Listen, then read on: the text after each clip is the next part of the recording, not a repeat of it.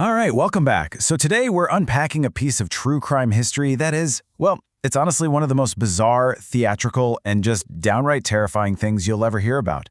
I am so pumped to guide you through this explainer, mostly because it sits right at this crazy intersection of gruesome reality, urban legend, and a massive cultural phenomenon.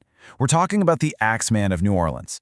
This was a shadowy figure who literally held an entire city hostage and, along the way, accidentally orchestrated a night that no one in the Big Easy would ever forget. I mean, it sounds exactly like the plot of some surreal, dark comedy, right? But I really want you to keep this question in the back of your mind as we go through the story today. Like, how on earth does a brutal, completely unidentified murderer end up dictating the musical playlist of a major American city?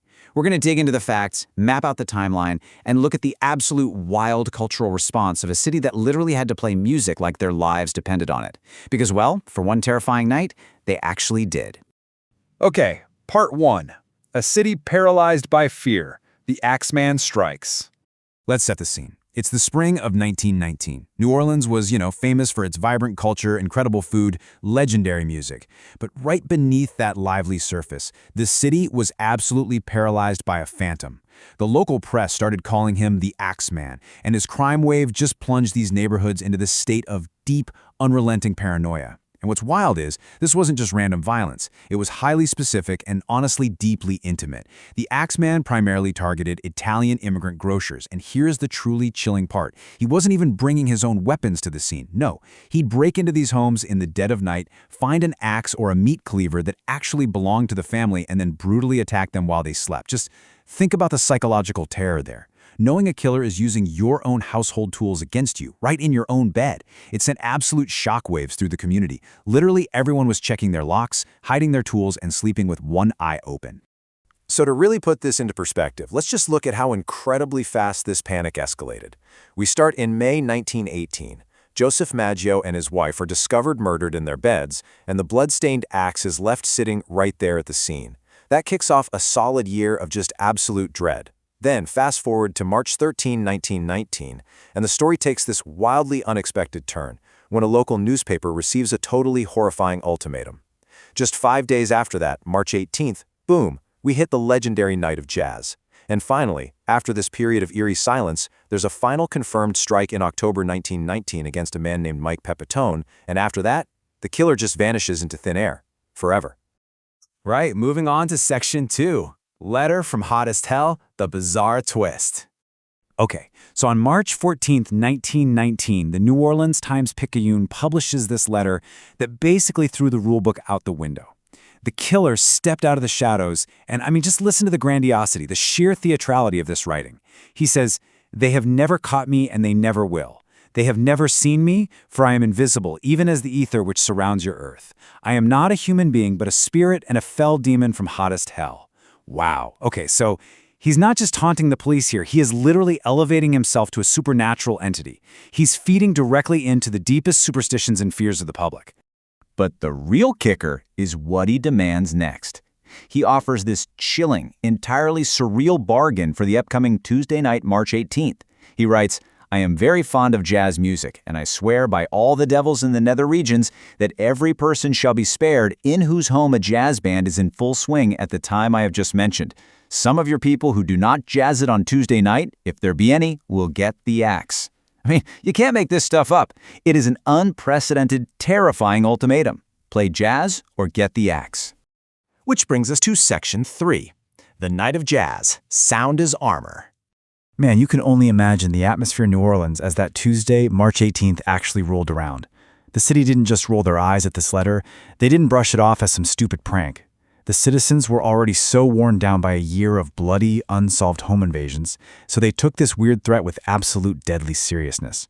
As the sun set that Tuesday, what happened next was honestly one of the most surreal collective actions in all of American history. New Orleans literally weaponized sound. Professional jazz bands booked solid. They were playing to maximum capacity crowds at every club, bar, and neighborhood joint you could find. If you couldn't get into a club, you threw a house party. Neighbors packed into literally any home that had a player piano or a mechanical phonograph. The mission was crystal clear. Keep the music playing, keep it incredibly loud, and do not let it stop for a single second. I really want you to picture yourselves in this exact scenario. It's this muggy, hot March night. Every single house on the block has its windows thrown wide open. The streets are just overflowing with this deafening, chaotic blend of brass horns, pounding pianos, and scratching records spilling out of living rooms and dance halls. People are frantically winding up phonographs. They're sweating, they're dancing. But they're not doing it out of joy. They're doing it out of a desperate, panicked need to broadcast their compliance. They needed to make sure this demon walking the streets could hear exactly what he asked for. And then, as the sun finally rose on Wednesday morning, a massive, collective wave of relief just washed over all of New Orleans, because it worked. Despite the sheer suffocating terror of the night before, not a single person was attacked on the night of March 18th. Whether it was that overwhelming wall of sound deterring him, or maybe just a lucky coincidence, the Axeman kept his word. Let's look at the aftermath in Section 4. Dancing Through the Dread, the Axeman's Legacy. So after that totally frantic night, the Axeman would go on to strike just one more confirmed time. That was in October of 1919. And then he completely vanished into the ether, just exactly like he claimed he would. He was never caught. The murders just stopped as abruptly as they started. But, this leaves us with a really fascinating psychological and cultural question. How does a community even process a trauma like that? How do you just go back to buying groceries and living your life after you've been forced to throw a citywide party just to appease an axe-wielding murderer? Honestly, if this happened anywhere else, the city might have been permanently paralyzed by the memory. But New Orleans? Well, New Orleans is a city with a very specific, very resilient cultural alchemy. In fact, within literally days of the ultimatum, a local composer named Joseph John Dabalos saw a huge opportunity. He quickly wrote and published this ragtime piece called The Mysterious Axeman's Jazz, Don't Scare Me, Papa.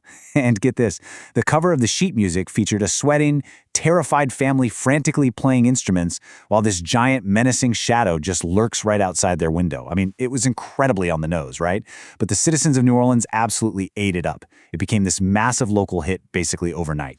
And I think this just brilliantly illustrates what makes this whole historical event so uniquely captivating. You have this crazy stark contrast. On one hand, the reality, which is a string of gruesome, entirely unsolved murders that absolutely devastated real families.